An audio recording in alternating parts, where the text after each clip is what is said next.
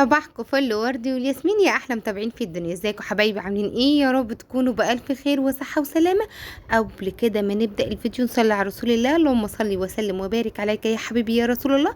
وتعالوا كده بقى ادخلي على الفيديو كده بقلب جامد، لايك الفيديو لو الفيديو عجبك، وتعالوا نشوف النهارده يومنا عامل ازاي. هنعمل شاي بلبن، طبعا وش كده على طول. هنعمل ايه يعني؟ هنعمل شاي بلبن. ابتدينا كده من الصبح ومن الفطار، يبقى خلاص هنديها شاي بلبن على طول. تمام. فتعالوا النهارده بقى كده وانا بعمل الشاي بلبن اقول لكم على حاجه. انا الايام دي ما بردش على الكومنتات بتاعكم، انا اسفه، بس بجد مشغوله جدا، مشغوله في البيت، للعيال، للكنيس، للطبيخ، الدنيا كلها كده، ومن نفسيتي مش احسن حاجه. بس باذن الله الايام الجايه هرد على الكومنتات كلها، علشان بس ما حدش يزعل مني ويقول لي ما عادش بترد ليه. فانا حبيت اوضح كده بس. وكومنتاتكم كلها امبارح انا قريتها، بس برضو ما قدرتش ان انا يبقى عندي وقت بس اقعد امسك الموبايل وارد عليه، لان يا ولاد التصوير ده بياخد وقت كتير قوي، لان بعد التصوير وبعد اليوم والكنيس والطبيخ والعيال ومالك وبندق ورضا، بندق ورضا والعيال كلها. فالموضوع بيبقى صعب جدا، يعني الواحد عارفين بقى باجي كده على الساعه 12 بالليل اقول له عليه ناموا. عايزه اليوم يخلص يا ولاد، ناموا يا ولاد، هو اليوم ده ما بيخلصش ليه؟ واقعد اعمل كده، بقى عامله زي الهبله. بتهيالي بقى على الساعه 12 خلاص بقى طاقتي بتكون خلصت، انتهى الموال. فلو اي نفس اتكلم في البيت العفريت بيطلع خلاص بقى، كله بيستخبى. يعني الساعه 12 كل عارف ان الساعه 12 الكل يستخبى. من بعد 12 الواحد ما يقدرش ان هو ايه يتحمل الهيصه كمان غير طول النهار والكلام ده كله. فخلاص بقى انا معوداهم للساعه 12 هم بيناموا. ثانيا انا كنت بقول بقى المدارس هتجيلك يا بت، وهتقوموا من بدري وتناموا من بدري، والعيال تيجي من بعد العشاء تنام. طلعنا احنا فتره ممتده، يعني الظاهر السنه كلها كده هتفضل على هذا النظام. بس باذن الله نعمل نظام تاني ونقيمهم بدري شويه، لان احنا يعني هو بيقول لك يا ماما احنا هنقوم نعمل ايه وما عندهمش دروس بدري ولا حاجه، فبيفضلوا سهرانين يتفرجوا على المسلسل بتاع البرنس، مش فاهمه ليه. بيتفرجوا على المسلسل. انا بقى يا ولاد مع الشاي بلبن ده البلح يطلع من هنا وانا اشتغل لكم بلح بالسمنه من هنا، حاجه كده عيش. طول ما البلح موجود في السوق وانا اجيب البلح ده واعمله البلح بسمنه، وطول ما البلح موجود في تلاجتي عيالي يقولوا ماما احنا عايزين بلح بسمنه. فحاجه كده ايه خطيره. لو بتفطري بلح بسمنه وبتحبيه اكتبي لي في التعليقات. حاجة كده جميلة جدا بقى، باور بقى، وبتدي وطعم وحلاوة وكل حاجة. وانا زي ما قلت لكم في التعليقات قبل كده ان انا الايام دي ماليه الحاجه المسكره، مايله للحاجه المسكره، مش عارفه ليه. يمكن عشان الرضاعه، احنا عارفين بقى كلنا لما نكون بنرضع وكده عايزين حاجه مسكره، عايزين حاجه ناكلها على طول كده يعني. مع اني من زمان ما عملت لهمش حاجه مسكره. هتعرفوا في التعليقات في الايام الجايه ليه ما عملتش، عشان ايه؟ هعمل القنبله الايام اللي جايه. قنبله ايه بقى؟ اصبروا بقى. هعمل الايام اللي جايه حاجه بنحبها جدا، وكل العيال قاعدين يقولوا اعملوها، اعمليها وليها مناسبه كمان، فهنعملها الايام الجايه. عايزه اقول لكم ان مطبخي كان زي الفل، ما فيش في اي حاجه، يا دوبك هي المواعين بقى اللي احنا اتخرجناها من الفطار الكام كوبايه. وقفت ما اقولكوش البلح عطاني باور. اعملوا بلح كل يوم هتلاقوا المطبخ بتاعكم زي الفل، ما فيش في اي حاجه. فالبلح كان عاطيني باور خطير خطير يا ولاد. فقمت بقى ايه خلصت شويه المواعين على طول، او الكوبايات اللي انا كنت ايه بعملها. وكمان هنبدا النهارده في الغدا، يلا بينا، والمطبخ زي الفل ما عادش فيه اي حاجه ولا مواعين ولا اي حاجه. فتعالوا النهارده نعمل ايه. بوتاجازي كمان مغسول وزي الفل. فالنهارده بقى عندي سمك، بس ما عنديش انبوبه في البلكونه. يعني الفرن اللي انا بعمله بشوي فيه السمك في البلكونه ما عليهوش انبوبه، الانبوبه فاضيه. فنزلتها تحت كده عند حماتي، بحطها في الداخل لغايه ما تتملى، وربنا يأذن عليها ولا تلاقي ابن الحلال اللي يمليها و... وتفضل كده لغايه ما تتملى وتطلع بقى مليانه. فما عنديش انبوبه. المهم قلت خلاص يا بت، هو السمك مش سمك قلي، بس انا بعمل اي حاجه. زي ما قلت لكم 100 مره قبل كده، مفيش حاجه اسمها لازم ولا بد، لا عادي بقلي اي سمك. سمك كبير عادي بقليه، سمك صغير بقليه، اللي موجود بيتعمل مش مشكله. مره كبير مره صغير، مره حلو مره وحش. انا بعمل اي حاجه وبناكل اي حاجه، وعلى قد لحافك مد رجليك زي ما بيقولوا. مفيش حاجه اسمها كلنا كتير، مفيش حاجه اسمها كلنا قليل، مفيش حاجه، لا. اي حاجه موجوده في البيت تقضي وتستره وتبقى جميله وتبقى خير وتبقى نعمه من عند ربنا، وعيالي متعودين على كده. يعني انا ما بحبش عيل اتنرفز ان عيل يقول لي ما بحبش اكل، رغم ان انا وريتهم بتهيألي ان انا ما كنتش بحب كل الاكل. بس انا مش عايزاهم يعملوا كده، انا مش عايزاهم يقولوا ما بحبش كل الاكل، لان عايزاهم ياكلوا كل حاجه، وعايزاهم كل حاجه نعمه من عند ربنا، وكل حاجه ترضيهم، وكل حاجه تكفيهم، وكل حاجه تقضيهم قليل كتير. لازم اعود عيالي على كده، ولازم بيتي يكون واخد على هذا النظام، لان هو ده النظام اللي يريحني. احنا كتير الحاجه قليله الحاجه كتيره، متعودين ان احنا بنقول الحمد لله. لو اي حاجه يا ولاد بتقضي والله، وبتبقى فضل ونعمه من عند ربنا. المهم كده هبدا انني هبدا انني دي جت منين مش عارفه. انا اجي اتكلم في الموبايل، بقي يتلوى وتبقى عامله زي الليمبي اللي مش عارف ينطق كلمتين اللي مش عارف يبدا ينطق كلمتين على بعض، وبقي يلوق كده ولساني تلوق كده واسناني تلزق مش فاهم متفهموش، وبيطلع مني حاجات خطيره خطيره يا يلا الله المستعان، ربنا معاكم انك بتستحملوا اللي انا بعمله ده. فايه، تعالى اما اقول لكم على حاجه.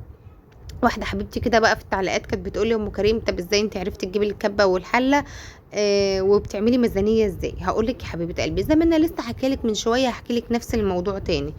انا لحد الان بالامانه والله هكلمكم بكل امانه وبكل صراحه، ومش هتكسف اقول لكم على اي حاجه.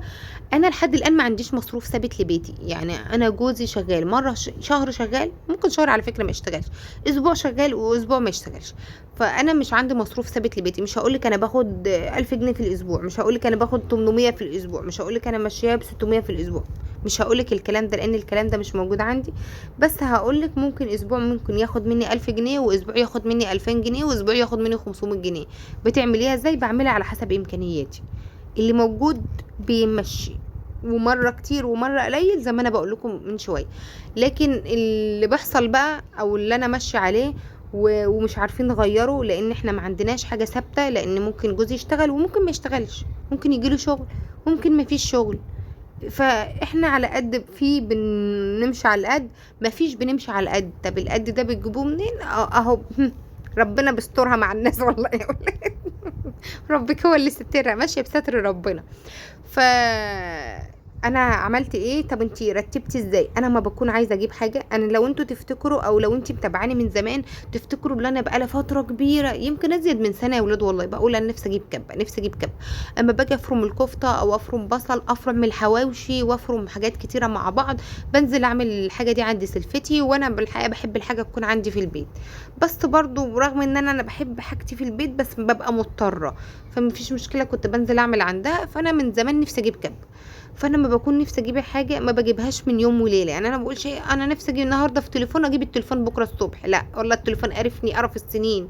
فممكن تكون الخطه الجايه، بس ممكن اقعد سنين عم احوش له واجيبه، فاهمني؟ دي القصه يعني. فانا بقالي كتير بقول انا نفسي اجيب كب. فممكن ايه، انتي ما تكوني نفسك تجيبي حاجه في البيت او نفسك تعملي حاجه في البيت، خلاص اعملي لها حصاله. حصاله بقى 5 جنيه فضلت من هنا، 10 جنيه من هنا، 50 جنيه من هنا، اوقات 100 جنيه، اوقات مش عارفه ايه، من جنب مصروف البيت تقدري انت تحطيها تعرفي ان انت عايزه حاجه جايه. دخول مدارس داخل عليكي، عيد داخل عليكي، لان دخله العيد بتبقى صعبه جدا على اي بيت. فكل ده بيكون عندي مكان احوش فيه او حصاله احوش فيها للحاجه، او انا بخطط لحاجه معينه هعملها في الايام الجايه.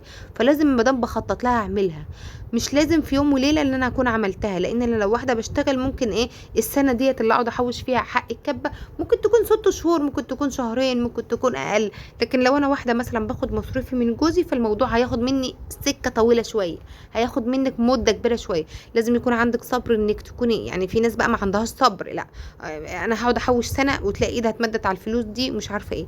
لكن انا لما اكون عايزه اعمل حاجه الحقيقه بقعد ايه، ما اقولكوش روحي طويله زي ما بيقولوا كده، بفضل صابره كده لغايه ما نجيب الحاجه وربنا يرزقنا بسعرها وبتمنها وبجيبها. لكن حقيقه اللي حصل في الكبه دي، كل اللي حصل في الكبه دي ان ام احمد كانت منزله حاجه عرض، وانا كانش في دماغي على فكره اجيب حل الضغط، انا كان في دماغي اجيب كبه بس. بس هي لقت العرض حلو قوي وقعدت تقول لي العرض حلو العرض حلو العرض حلو. قلت خلاص بقى ما بديهاش. فاللي حصل كالاتي، برضو مش هخبي عليكم انتوا حبايبي وكده، ان انا اتصرفت في الفلوس عما ايه ادي لها حد. دايما كده حوالينا الناس اللي دايما بتفرجها علينا او خد وهات والكلام ده كله. فحقيقة انا اتصرفت في الفلوس عما ايه عما نرجع الفلوس دي تتحط مكانها، مفيش مشكله. لان حبايبي كتير ولما بيصدقوا يقولوا انا عايزه حاجه فبيقول لك اللي انت عايزاه ام كريم خديه. الحمد لله. ربنا يخلي حبايبكم، وربنا يخلي اللي ليكم، وربنا يخلي اللي بيعزكم.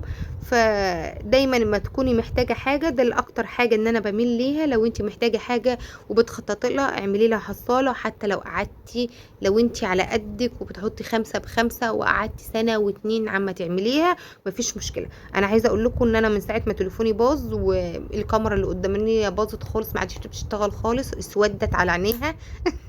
والتليفون بقى يمسح فيديوهات كتير، ما عادش راضي يدعم اي فيديوهات، كل ما اعمل فيديو يقول لي من غير مدعوم. والمهم كده، والدنيا باظت معايا شويه. فانا عايزه الايام دي اللي انا محتاجاه ان انا اجيب تليفون. فبحوش، عملت جبت حصاله ب20 جنيه، اه والله زي ما بقول لكم كده، حطها على التسريحه، بدأنا نحوش فيها. بدأت كده احط فيها، معايا 50 جنيه بحطها، معايا 10 جنيه بحطها، معايا 20 جنيه بحطها. لان انا حاسه ان التليفون ده حتى لو استحملني سنه كمان، ممكن ما يستحملنيش اللي بعدها.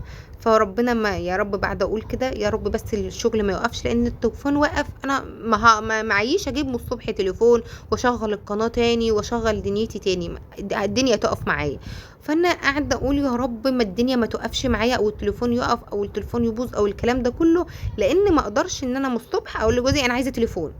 مفيش، انا ما عنديش الاوبشن ده، الاوبشن ده مش موجود يا جماعه. فما هعرفش اعمل كده، فبتصرف على قد امكانياتي وعلى قد ظروفي. وانت لو ظروفك سامحالك نفسك تجيبي في حاجه، ابدأي. يعني بتهيألي كل حاجه حتى لو من جنيه بتبدأ تتعمل وبتبدأ تكتر، والجنيه بيحط جنيه بقى 2 وبقى 3 بقى 4، وتقدري تجيبي كل اللي نفسك فيه. فضل رد عليك يا حبيبه قلبي، كنت هطول شويه. فبحب انصحك لو انت نفسك في اي حاجه، ابدأي كده بحصاله صغيره. دي حصلت الكبه اللي انا نفسي فيها، وده حصلت العجان اللي انا نفسي فيه. وربنا هيعينك والله وهيقدرك. حتى لو من شغل جوزك بس ما بتشتغليش، تقدري انك تحوشي. ولو قادره انك توسعي على عيالك، الدنيا بتبقى تمام والحمد لله. عايزه اقول لكم في الوقت ده انا كنت خلصت الاكل وبدات احمر كده سمكيه لمالك عشان مالك رايح الدرس. الواد خلاص هيبقى دكتور. الواد خلاص بدات اوديه دروس وهيبقى دكتور. فحطيت له الطبق الصغير ده والسمكيه. وانا عايزه اقول لكم ان هو ما خلصهاش اصلا وما كلهاش.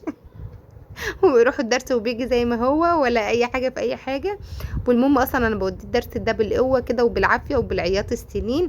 بس عايزه اعوده، وبرده ببقى ايه يعني، اما العيل صغير ده يعيط، مش هقول له لا خلاص اقعد يا حبيبي ما تروحش الدرس، لا مفيش الكلام ده كله. بكشم له كده وازعق له، او مره كده اقول له خد كيس شيبسي وانت رايح، طب خد هات حاجه وانت عايزها. فالدنيا بتمشي وبيروح. ربنا يخلينا او يخليكم اولادكم يا رب. عايزه اقول لكم ان احنا اتغدينا، وبعد الغداء المطبخ رجع زي الفل زي الاول. مش بقول لكم البلح بيعمل باور، البلح الزهر نتيجته زي الفل. خدوا زي الفل يا ولاد، كلوا على الصبح. فالمطبخ رجع زي الفل اهون. والعشاء كده هتبقى سندوتشات خفيفه كده، سندوتشات طعميه. فالدنيا هتبقى تمام، ما اقعدش اوسخ مواعين وما اقعدش هعمل اي حاجه. والنهارده الظاهر كده لكيت معاكم كتير وحكيت معاكم كتير، حبتين 3 كده. كل المواعين الحمد لله كده سبتها، غسلتها وسبتها تتصفى، ودنيتي زي الفل كده. والمطبخ تمام التمام. نفسي الضلفه ده هي تصلح، خلي المطبخ يبقى منظره حلو.